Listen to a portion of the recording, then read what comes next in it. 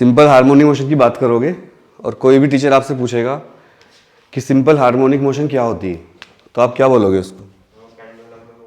बताओ। एसएचएम की hard and fast condition क्या होती है?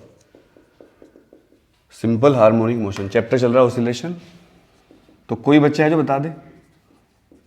अगर आपने बता दिया तो मैं आपको 100 रुपये कैश प्राइज दूंगा अभी ऑन द स्पॉट, सबके सामने। 100 रुपये का मतलब ये नहीं कि 100 रुपये एक छोटा अमाउंट है, 100 रुपये प्राइज है। प्राइज चाहे 1 रुपये का भी वो प्राइज ही होता है हमेशा। चलिए, ये तो बात सच है कि पीरियोडिक मोशन होती है, बट इसकी एक हार्ड एंड फास्ट बताऊंगा अभी। सर जब ये पेंडुलम इसका एक एग्जांपल है, तो लेकिन पेंडुलम में तो फिक्स्ड इंटरवल टाइम कहाँ होता है? अभी सारी बातें डिस्कस करेंगे, बट अगर आपने बता दिया कि what is the hard and fast condition for SHM, तो 100 रुपये आपको अभी मिलेंगे ऑन द स्पॉट। अभी भी टाइम है आपके पास, है किसी को पता? No idea? चैप्टर नंबर कौन सा है? 14। और इसके बाद बस एक चैप्टर और बचेगा। तो जो बच्चा लेक्चर देख लेगा पूरा अच्छी तरह समझ लेगा, और इसको एक बार वीडियो को भी देख लेना बाद में। ये मैं आपके लिए रिकॉर्ड करता हूँ। जनरली कोचिंग वाले वीडियो रिकॉर्ड नहीं करते अपनी, कभी गलती ना पकड़ी जाए कोई। मैं रिकॉर्ड कर रहा हूँ, आप यूट्यूब पे से देख लेना दोबारा, ताकि आप दोबारा कुछ समझ लो। जबकि ये लेक्चर मेरा ऑलरेडी पढ़ा हुआ है पूरा वन शॉट, फिर भी मैं डाल रहा हूँ आपके लिए जी इस लेक्चर को यहाँ के, है ना, अपनी क्लास को ही मैं डाल रहा हूँ। कोई भी टीचर दिखा दो आप मुझे यूट्यूब पर जो अपनी लाइव क्लास को डालता हो यूट्यूब पर, कोई दिखा दो पूरे देश में, कोई नहीं मिलेगा आपको। अब सब बच्चे ध्यान से देखना, सब बच्चे ध्यान से देखो। टीचिंग का सबसे मुश्किल तरीका होता है ये वाला, जब बोर्ड वाइट हो, मतलब क्लियर बोर्ड हो और लाइव आप पढ़ रहे हो। अब आप सामने मेरे बैठे हो, मेरे पास कोई बुक है कोई बुक? मेरे बोर्ड पे कुछ लिखा हुआ है? पीपीटी बनी है कोई? नहीं। आप सबके सामने यस सर बोलो। Yes sir. अब देखो ये क्या चीज है, अभी मैंने बनाया नहीं, अब मैं इसको थोड़ा खींच के छोड़ दूंगा। तो ये एक छोटा एंगल पर छोड़ते हैं इसको हम 15 डिग्री तक। इसका एक्सपेरिमेंट भी आपके कोर्स में है, कराया स्कूल में? तो कुछ बच्चे क्या करते हैं इसमें काफ़ी फनी भी होता है। तो बच्चे, एक स्टैंड होता है तुम्हारे स्कूल में छोटा सा, उसमें धागा लटकाते हैं, एक बॉब लटकाते हैं। बॉब क्या होता है? बॉबी का भाई बॉब, बैंक ऑफ बड़ौदा नहीं, एक ऐसी बॉल जो भारी हो और छोटी हो, मतलब radius is much lesser than mass, तो उसको क्या कहेंगे? Bob. And it should be spherical and solid. Spherical solid, अगर ये स्फेरिकल सॉलिड है और इसकी रेडियस बहुत छोटी है, मास बहुत ज्यादा है, पकड़ने में भारी फील हो, तो समझ जाओ क्या है वो? बॉब। तो इसका जो सेंटर ऑफ ग्रेविटी होता है वो कहाँ होगा? इसके सेंटर पर ही। तो इसको हम थोड़ा सा खींच के छोड़ देंगे तो ये मोशन करेगा इस तरह से, देखो इसको हम बोलते हैं टू एंड फ्रो मोशन। तो यहाँ पर ये मीन पोजीशन होती है, ध्यान समझिए, मीन पोजीशन। आज का लेक्चर आप पढ़ने के बाद अगर आपको थोड़ा सा भी मोहब्बत है फिजिक्स से, तो you will say wow sir. इसको क्या बोलते हैं? Mean position. इसको बोलते हैं एक्सट्रीम पोजीशन 1। इसको क्या बोलते हैं? Extreme position 2। एक ऑसिलेशन क्या होता है रस्तोगी? 1 ऑसिलेशन बताइए। इसको मैं लिख रहा हूं O, इसको A, इसको B। तो 1 ऑसिलेशन होगा O से A, फिर A से O, फिर O से B, फिर B से O। तो अगर आप ध्यान से देख पा रहे हो, so this is actually circular motion. ध्यान से देखो। अरे आपको ये तो भले ही से दिख रहा हो, पर इसको ऊपर से देखो। यहां पर ऑब्जर्वर यहां पर है, उसकी आंख यहां है, ऐसी तो होती है आंख हमारी। हाँ, ऑब्जर्वर यहां से देखेगा तो उसको घूमता दिखेगा ऐसे कोनिकल शेप में, और ये क्या बन गया? कोन। इस एंगल को हम क्या मान लेते हैं? थीटा। तो स्कूल में बड़े फनी मोमेंट्स होते हैं बहुत सारे एक्सपेरिमेंट के दौरान। तो एक स्टैंड होता है इस तरह का, उसका बेस काफ़ी भारी होता है, यहाँ पर उसमें एक डंडी लटकी आगे निकली होती है, यहाँ से उसको टाइट कर सकते हो। यहाँ से बच्चे धागा लटकाते हैं, धागे में बॉब लटकाते हैं। बच्चे, स्कूल वाले टीचर जो आपके रेस्पेक्टिव टीचर हैं, वो आपको एक वो देते हैं स्टॉप क्लॉक, उसमें एक की निकली होती है बाहर। उस 2 की होती है एक्चुअल में, तो एक की से तो वो चाबी भरती है, उसमें एक की को रोकने के लिए यूज होती है। तो जैसे ही आप उसको शुरू करोगे, टिक टिक टिक टिक टिक टिक आवाज आएगी, जहां उसको ऐसे कर दोगे वहीं रुक जाएगी वो तुरंत। हालांकि उसमें थोड़ा सा एरर भी होता है 0.5 सेकंड का।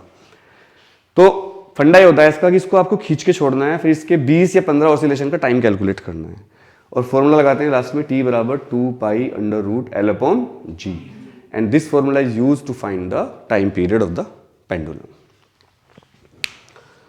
इसमें गलती क्या होती है बच्चों से, क्योंकि स्टैंड तो छोटा ही होता है, ज़्यादा इतना बड़ा होता है, बस हमारे पास भी है, तो इसको खींच के बच्चे जो छोड़ते हैं, तो अभी स्कूल में तो आपको पता है बच्चे थोड़े शैतानी करते हैं, तो जैसे रस्तोगी कर रहा है तो पीछे से वलेचा उसको धक्का दे देगा, या वलेचा कर रहा है, वलेचा का ध्यान कहीं और चला गया, कोई क्लास में एंटर हुआ है, टीचर कुछ कह रहे हैं, तो वो कई बार ज़्यादा खींच देते हैं उसको 15 डिग्री से ज़्यादा, तो फिर वो ऐसे नहीं चलता, एक शराबी की तरह ऐसे चलता है, ऐसे और टकराने भी लगता है इस वाले बेस पर।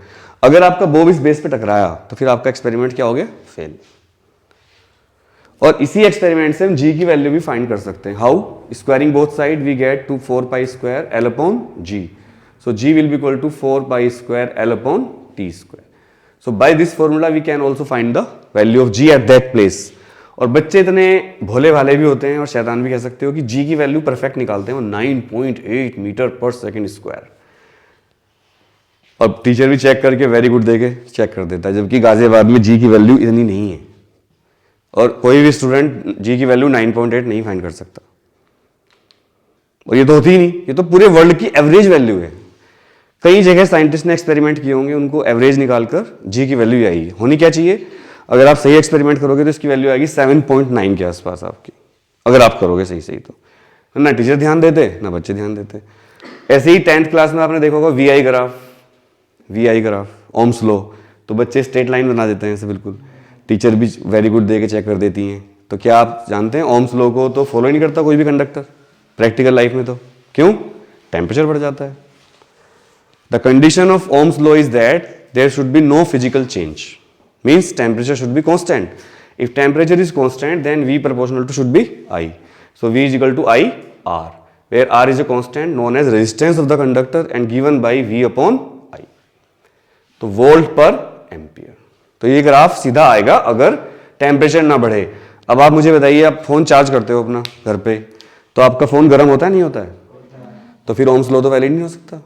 जैसे हम कोई कुछ भी चलाओगे, आप बल्ब चलाओ बल्ब गर्म हो जाता है, कुछ भी करो, आप टीवी चलाओ टीवी गर्म हो जाता है, पीछे हाथ लगाना एलईडी टीवी गर्म रहता है, फ्रिज भी गर्म हो जाता है। So Ohm's law can't be followed in practical life conditions. Clear? तो ग्राफ कैसा आएगा फिर? The graph either should be like this or like this or like this, कुछ भी अनओमिक कंडक्टर्स होते हैं। तो आप बोलोगे सर फॉलो ही नहीं हो रहा, मैं क्या करूं? इतना गट्स होने चाहिए आपके अंदर, फिर टीचर सैल्यूट करेगा आपको। टीचर को पता गलती है, वो भेड़ चाल चल रही है। स्कूलों में आपको लगता है एक्सपेरिमेंट सही तरीके से होते हैं? बताइए, आप इतने महंगे स्कूलों में पढ़ते हो, सारे ही बच्चे जिनकी फीस महीने की 20-20 हज़ार रुपये तक हैं, तो क्या आपको लगता है उनकी लैब प्रॉपर हैं? Physics is the subject of practical education. मेरा किसी स्कूल से कोई शिकायत नहीं है, मैं तो स्कूल के साथ काम करता हूँ, बट प्रैक्टिकल को एक मजाक बना रखा है स्कूल वालों ने, और बच्चे भी नहीं चाहते करना। अदरवाइज प्रैक्टिकल अगर सीरियसली हो जाए तो 1-2 ही बच्चे पास होंगे पूरी क्लास में। चलिए, तो अगर मैं पीपीटी बना के पढ़ाता, या मैं पहले से ही सोच के आता कि मुझे ये पढ़ाना है, तो क्या मैं चीज़ बताता आपको साथ साथ अभी? मैं तो ऑसिलेशन पढ़ा रहा था ना, मैं तो ओम्स लॉ पे आ गया। तो अगर कोई एक्स्ट्रा नॉलेज मिल गई तो नुकसान है आपका, फायदा है? इससे थोड़ा सिलेबस स्लो होता है, बट इससे नॉलेज तो मिलती है। आप तो नॉलेज लेने आए हो ना, या सिलेबस पूरा करने आए हो? Knowledge should be the main priority of your education. अब चलते हैं आगे। इसलिए हमारे देश के बच्चे मल्टीनेशनल कंपनियों में 2-3 ही जा पाते हैं, 2-3%।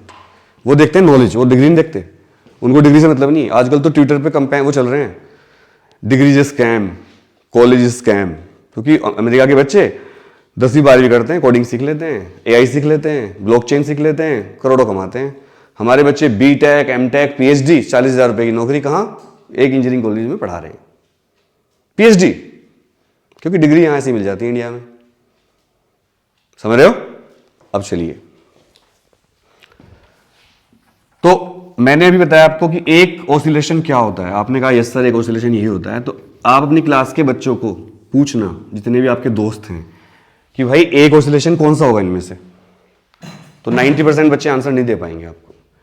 अब बात करते हैं पीरियोडिक मोशन क्या होती है, जो आप कह रहे थे। Periodic motion, periodic motion. Period का क्या मतलब होता है? जो फिक्स इंटरवल के बाद होता हो उसे पीरियड कहते हैं। जैसे आपका मैथ्स का पीरियड कौन सा होता है स्कूल में? अच्छा, फिक्स पीरियड कौन सा है? कोई नहीं, आपके स्कूल में फिक्स पीरियड है कोई? कौन सा?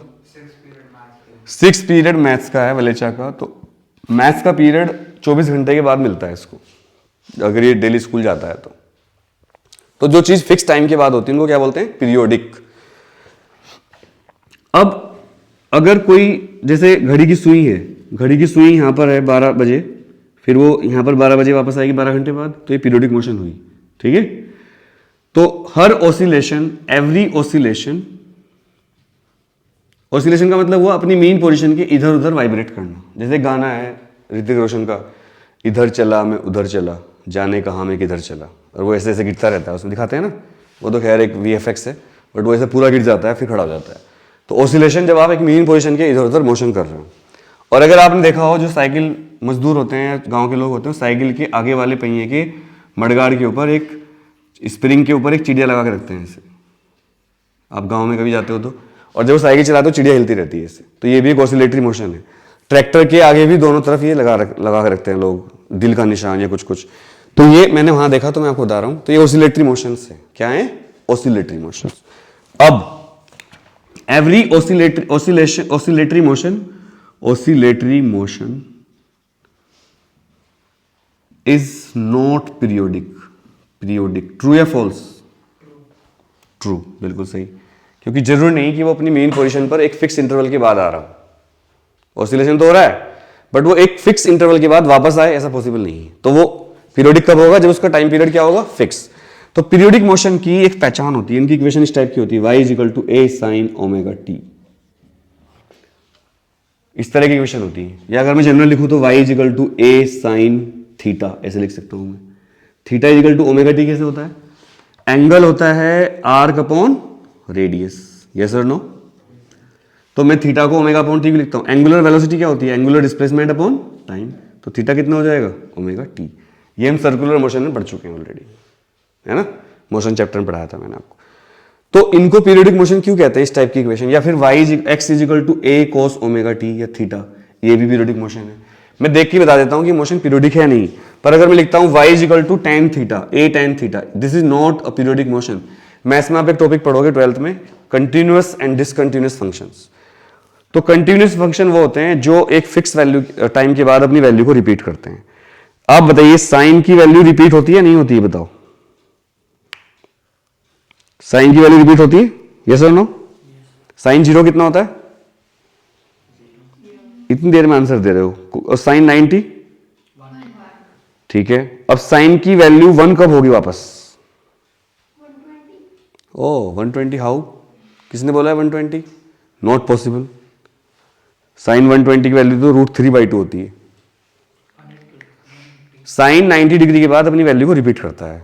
जैसे आप कहते हो ना कर्मा, लॉ ऑफ कर्मा, जैसे हम जो करते हैं वो हमारे सामने वापस आता है। साइन का ग्राफ कैसा होता है? देखो, ये देखो, ये साइन का ग्राफ है। एक सर्कल, हाफ सर्कल, फिर हाफ सर्कल, फिर हाफ सर्कल, फिर हाफ सर्कल।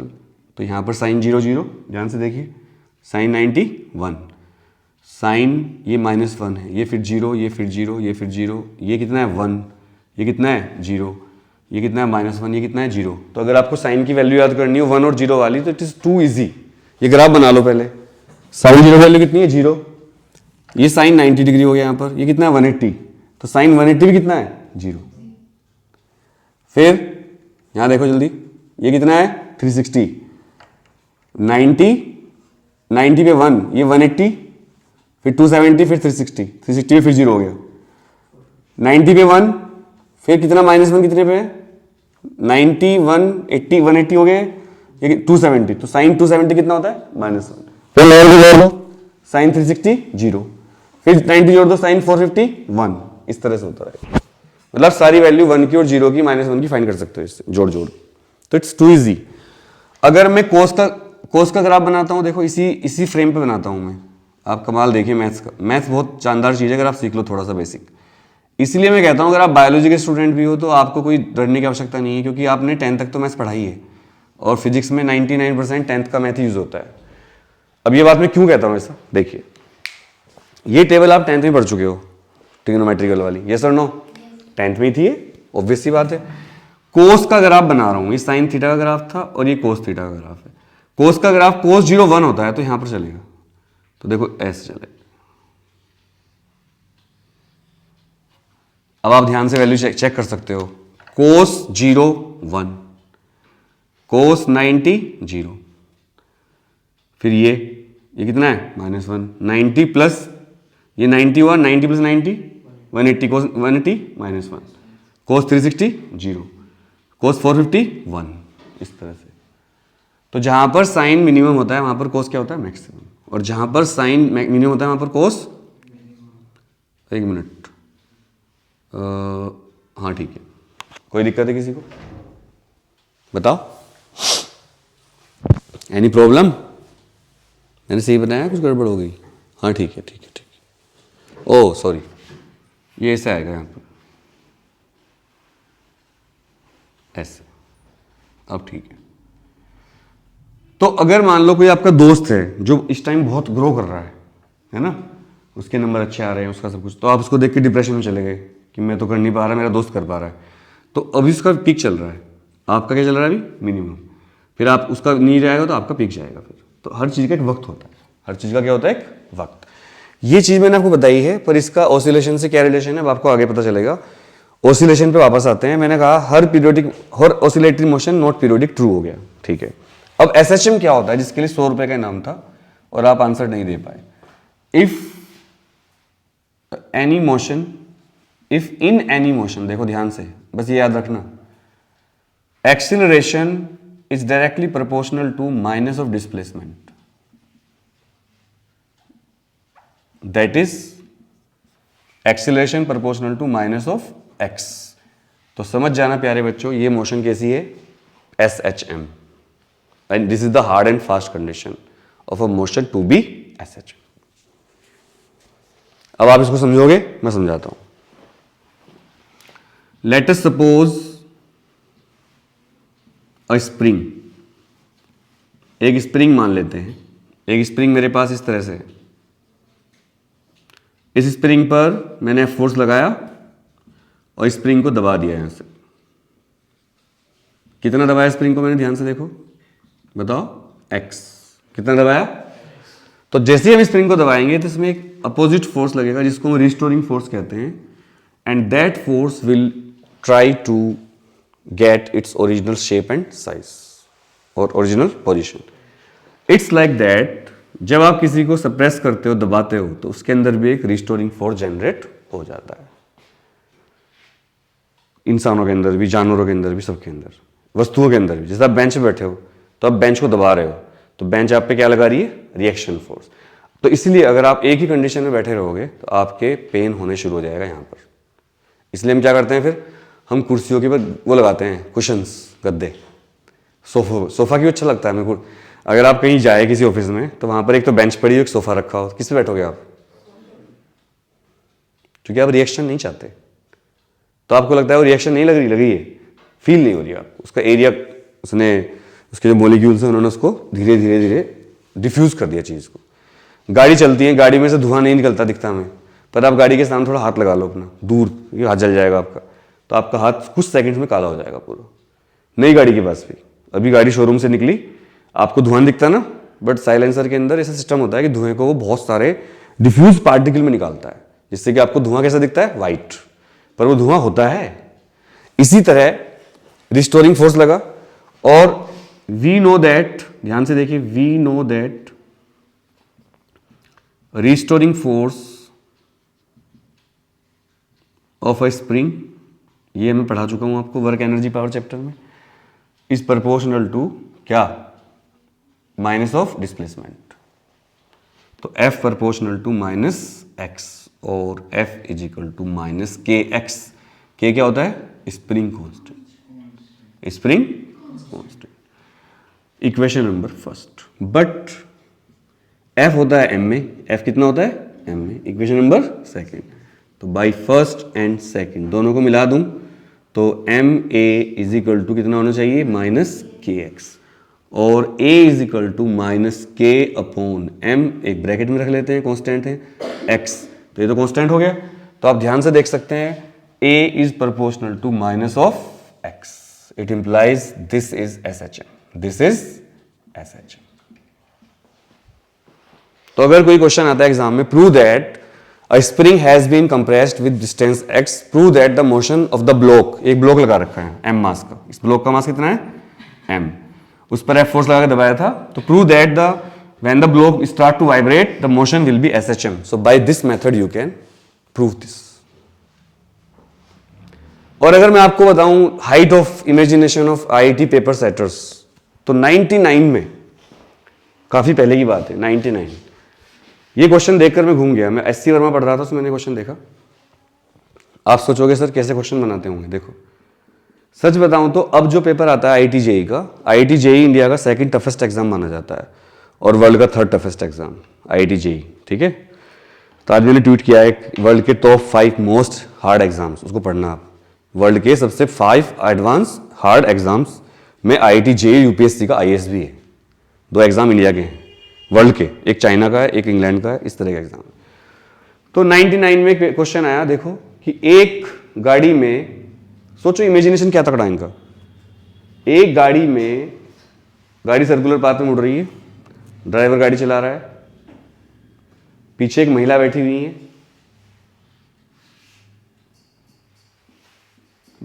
उनके कान में एक वो लटका हुआ है जो गोल होता है बड़ा सा, ऐसे क्या बोलते हैं उसे, लड़कियां पहनती हैं, ईयर रिंग्स। तो गाड़ी, और हाँ ईयर रिंग का मास दे रखा है M, गाड़ी का मास भी दे रखा है, रेडियस दे रखी है सर्कुलर पाथ की R, गाड़ी का मास M, इसका मास M, कुछ सब कुछ डेटा दे रखा है। गाड़ी जब सर्कुलर पाथ पे मुड़ी तो सेंट्रीपिटल फोर्स लगेगा, सेंट्रीफ्यूगल फोर्स लगेंगे, तो गाड़ी, जो लेडी थी उनका जो ईयर रिंग था वो हिलना शुरू हो गया ऐसे, और हिलेगा भी, अगर आप रियल में भी ऐसा करोगे तो हिलेगा। तो आपको प्रूफ करना था कि उसकी मोशन SHM है, क्योंकि उस टाइम पेपर सब्जेक्टिव आते थे। 2000 तक, 2001 तक पेपर कैसे होते थे, ऑब्जेक्टिव प्लस सब्जेक्टिव। पहले स्क्रीनिंग टेस्ट होता था, ऑब्जेक्टिव होता था, उसके बाद सब्जेक्टिव पेपर, उसमें 12 क्वेश्चन आते थे बस। और अगर कोई जनरल वाला 1 या 2 सवाल ठीक कर दे, 2 सवाल, तो उसका सिलेक्शन पक्का था 12 में से कुल। तो सोचिए और कैटेगरी का क्या होता होगा, इतना हार्ड टेस्ट होता था। एक बार ये आया। दूसरा, एक पेड़ है, और जब मैं कह रहा हूं कि और कैटेगरी वाला, रिजर्व कैटेगरी, तो इसका मतलब ये नहीं कि रिजर्व कैटेगरी में सारे बच्चे ऐसे ही हैं कि उनके नंबर नहीं आते होंगे। कुछ बच्चे तो रिजर्व कैटेगरी के जनरल की कैटेगरी से ऊपर भी चले जाते हैं मार्क्स, इतने अच्छे बच्चे होते हैं, मतलब वो जनरल को टॉप कर देते हैं। पर वो बच्चे कम होते हैं। जनरल ट्रेंड ये देखा गया है कि जनरल की मेरिट लिस्ट बहुत ऊपर चली जाती है, अगर आप हर साल देखोगे। पर हाँ, कुछ बच्चे हर कैटेगरी में तगड़े तो होते ही, इसमें कोई, अब बुद्धि कोई कास्ट देख के तो आती नहीं है कि इस कास्ट में ज़्यादा बुद्धिमान, ऐसा तो होता नहीं है। एक पेड़ के ऊपर एक ब्रांच है, उस ब्रांच पर एक वानर राज बैठे हैं, बंदर जी, और बंदर जी को नीचे एक नदी बह रही है, नदी में एक तख्ता पड़ा हुआ है, उसके ऊपर केले रखे हुए हैं। बंदर को भूख लगी है, ना भी लगी हो तो बंदर इसके ऊपर जंप कर गया। पानी है, पानी की डेंसिटी दे रखी है, फोन को अंदर रखिए बैग में, फोन को सामने रखे कौन पढ़ता है, वाह, टाइम क्यों देख रहे हो आप, 1 घंटा तो पूरा टाइम दो, ठीक है। क्लास में कोई भी डिस्ट्रैक्टिव वाली चीज़ नहीं होनी चाहिए आपके पास। मैं खुद अपना फ़ोन एयरप्लेन मोड पे करके शूट कर रहा हूँ आपके सामने। तो आजकल तो टीचर भी कम नहीं है, टीचर भी इंस्टाग्राम उस पर चैट करते रहते हैं पढ़ाते पढ़ाते, सब ऐसे ही हो रहा है आजकल। तो क्लास में पूरा फोकस करिए, क्या पता ये क्वेश्चन आपके एग्जाम में आ जाए। तो बंदर कूदा इसके ऊपर, कूदने से क्या होगा तख्ते पे जब बंदर कूदेगा, बताना। पानी बह रहा नीचे, नदी है, बताओ क्या होगा आपके हिसाब से। थोड़ा सा नीचे जाएगा तख्ता, दबेगा, फिर ऐसे ऐसे हिलता रहेगा थोड़ी देर तक, है ना। तो आपको प्रूफ करना था कि वो SHM हो रहा है। ऐसे ऐसे क्वेश्चन आते हैं। अगर ज्यादा हाइट है तो फट नहीं जाएगा, क्योंकि प्लैंक तैर रहा है पानी में, तो ऑब्वियस सी बात है कि वो दबेगा फिर ऊपर आएगा। तख्ता तो डूबता नहीं कभी भी, आप जानती ही हो, नीचे जाएगा फिर ऊपर आ जाएगा। और बंदर इतना एडवांस जानवर होता है कि वो डूबेगा नहीं, उसको छोड़ेगा ही नहीं तख्ते को, पलट जाएगा लेकिन उसके ऊपर ही आ जाएगा फिर चढ़ के, है ना। बंदर की स्किल्स तो आप जानती होंगी ना। छोटी सी टहनी पे लटका रहता है बंदर, बहुत पतली टहनी पे बंदर लटक जाते हैं और ऊपर चले जाते हैं, मतलब गिरते नहीं जनरली जब तक ज़्यादा ही कुछ हो जाए। तो SHM इतना इतना ज़बरदस्त टॉपिक है कि आप इसको बहुत डीपली पढ़िएगा। मेरे कहने से अपनी स्टडी को एग्जाम तक फोकस मत रखिए कि मुझे पास होना है। अगर लाइफ में कुछ करना है तो वाइड एंगल से पढ़िए थोड़ा सा। फ़ोन में एक कैमरा होता है आजकल, वाइड एंगल कैमरा, सेल्फी लेने के लिए जब ज़्यादा लोग खड़े हों। तो अपने ब्रेन में भी वाइड एंगल कैमरा होना चाहिए आपके, होता है, उसको यूज़ करो। जैसे एक बच्ची कह रही थी अभी, सर ये KTG मेरे एग्जाम में नहीं आएगा तो मैं छोड़ रही हूँ, मैं टेस्ट नहीं दूंगी इसका। मतलब सोचो हमारा ब्रेन कैसे डिजाइन होता है, हमारा ब्रेन बहाने कितना ढूंढता है। KTG एग्जाम में नहीं आएगा तो मैं टेस्ट नहीं दूंगी, एक गोल्डन चांस है टेस्ट देना। फिर उसको मैंने समझाया तो कही ठीक है सर मैं टेस्ट दूंगी। स्कूल से क्या मतलब है भाई, स्कूल तो एक उसकी तो मर्जी है, स्कूल तो रोटेशनल चैप्टर छोड़ देते हैं, इतना इंपॉर्टेंट चैप्टर है, मर्जी है उनकी, जो उनको चैप्टर अच्छा लगता है छोड़ देते हैं। थर्मोडाइनमिक्स नहीं पढ़ाते स्कूल वाले, तो केमिस्ट्री वाले थर्मोडाइनमिक्स कहते हैं वो पढ़ लेना। अरे केमिस्ट्री की थर्मोडाइनमिक्स जो है, थर्मोडाइनमिक्स मैं आपको बता रहा हूं clearly, of chemistry is inversely proportional to thermodynamics of physics. और ये आप जब पढ़ोगे तब पता चलेगा आपको, सब कुछ उल्टा है, समझ रहे हो। तो आई होप कि आपको थोड़ा सा एक्सपीरियंस हुआ होगा SHM क्या होती है, हुआ है नहीं हुआ। अब कमाल की बात देखते हैं, जब मैं इक्वेशन लिखता हूं y = a sin omega t, कहां से आती है इक्वेशन ये, भगवान ने टेलीफोन किया लिख लो SHM है। हेलो बेटा गर्म पानी बोलना, बाहर सर को गर्म पानी दे दो, हाँ बोल के आओ। तो कहां से आया इक्वेशन ये, कोई बता सकता है। इसके पीछे एक मैथमेटिकल प्रूफ है, करवाया आपके स्कूल में है, आता है आपको करना, नहीं आता, ठीक है कोई बात नहीं, अभी आ जाएगा। और आज की बात आप भूलोगे भी नहीं, ये भी शर्त है। अब देखो ध्यान से बच्चे, ये जो ग्राफ मैंने बनाया था y = a sin omega t का ग्राफ इस टाइप का था। ये तो आपको सबको ही पता होगा, साइन का ग्राफ इस टाइप का होता है। अगर मैं इसको काट दूं यहाँ से, और इसको एक पहले इसको आप पेपर पे बना लो, एक हार्ड बोर्ड पर, इसको यहाँ से काट के यहाँ चिपका दो, क्या बन जाएगा, एक सर्कल। यस और नो। तो भाई चलो चिपकाते हैं, एक सर्कल बना। ये जो इसका मैक्सिमम एम्पलीट्यूड था इसको A कहते हैं, क्या कहते हैं, A। तो यहाँ पर वो यही तो होगा, ये भी होगा। तो एक पार्टिकल अभी ये ओरिजिन O, यहाँ पर एक पार्टिकल P है, और ये कुछ टाइम के बाद यहाँ पर आ गया P' पर, कुछ टाइम के बाद। कितना टाइम लगा इस केस में, T। ये एंगल कितना है मान लो, थीटा। अगर मैं यहाँ से परपेंडिकुलर डाल दूँ तो ये वर्टिकल है, तो इसको क्या बोलूँगा मैं, y, और इस डिस्टेंस को क्या बोलूँगा मैं, x। अगर ये थीटा है तो ये भी क्या होगा, थीटा। और ये अगर x है तो ये भी क्या होगा, x। और अगर ये y है तो ये भी क्या होगा, y। हाँ सही, आपका दिमाग चल गया, पकड़ लिया आपने, समझ रहे थे, कोई दिक्कत तो नहीं किसी को। हाँ जी बताइए, ईशा जी, आशिका सॉरी, समझ में आ रहा है। मैंने बहुत तेजी से बताया है टाइम बचाने के लिए, क्योंकि मैंने एक्स्ट्रा चीजें बताई, आपको आगे समझ में, ठीक है। इस ट्रायंगल का नाम रखता हूं मैं M, इस ट्रायंगल का नाम क्या रखता हूं मैं, N। ध्यान से देखिए, in triangle OP', OP', sine theta कितना होगा, ये थीटा है, साइन थीटा बताओ जल्दी, परपेंडिकुलर अपॉन हाइपोटेन्यूज। परपेंडिकुलर कितना है इसका, ये है A, ये पूरा A था ना ये, तो ये भी तो A होगा, ये भी तो A होगा, सुनो। अच्छा मैं इसको A कैपिटल ले रहा हूं अब हमेशा, बताओ क्यों, बताओ मैंने A कैपिटल क्यों लिया, जल्दी बताओ, जल्दी बताओ। सारे A मैंने कैपिटल कर दिए, बताओ क्यों। एक्सेलरेशन का सिंबल स्मॉल A होता है तो दिक्कत हो जाएगी, और एक्सेलरेशन को कैपिटल A लिखते अच्छा लगेगा, ये सुनो।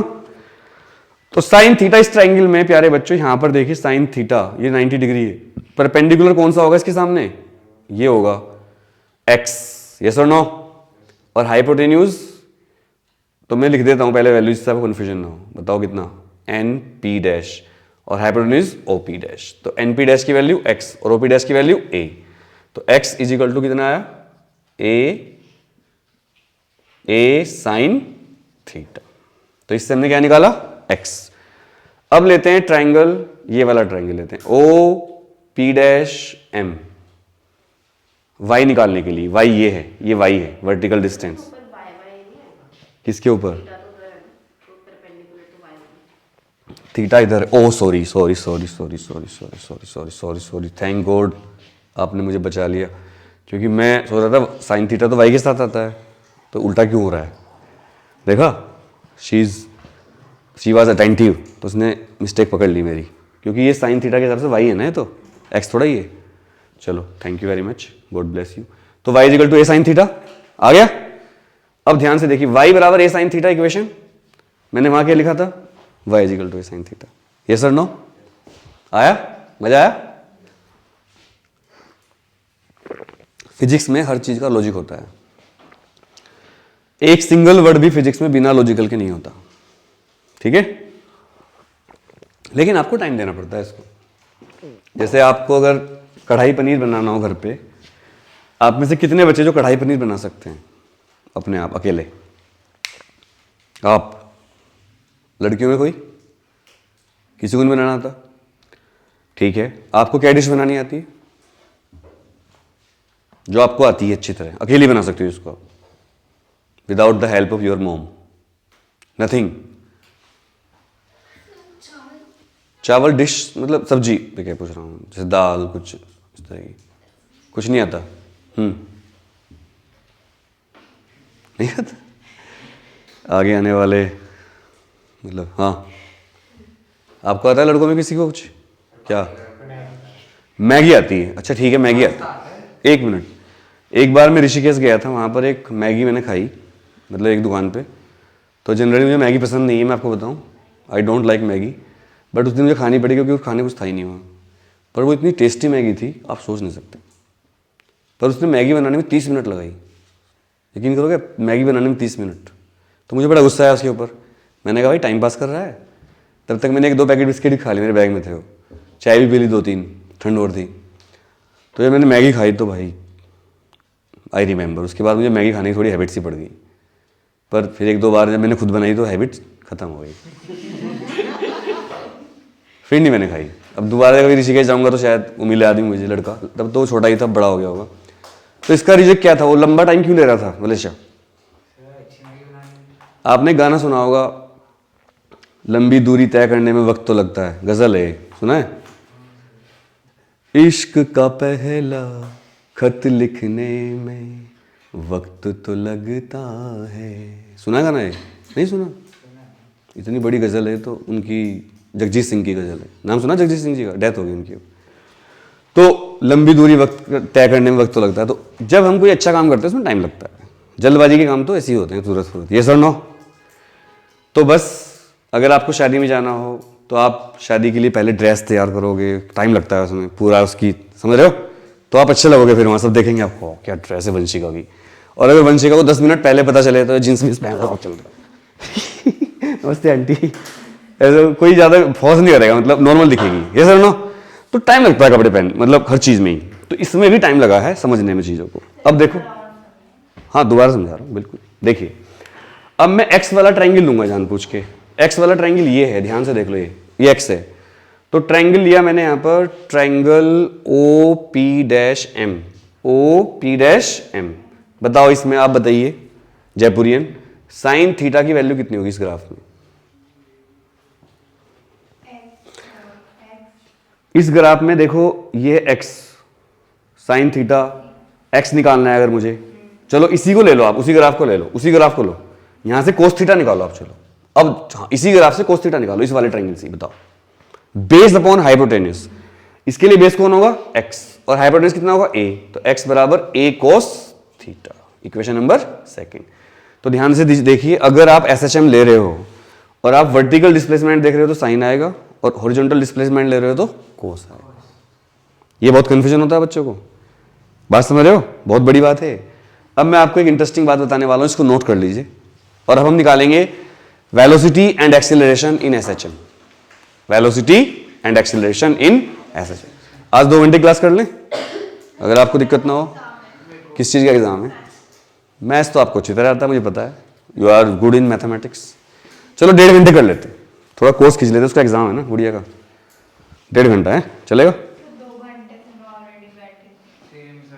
अरे भाई पढ़ाई तुम्हारे लिए तो कर रहा हूँ, सोचो प्यारे बच्चों, थोड़ा सा पढ़ लो। चलो 1.25 घंटा, 1 घंटा 20 मिनट। लग रहा है आपकी आंखें लाल हो रही हैं, जुकाम हो रहा है आपको? चलो 15 मिनट तो लूंगा एक्स्ट्रा में, थोड़ा ये टॉपिक पूरा जल्दी करो। Acceleration and velocity in SHM find करेंगे।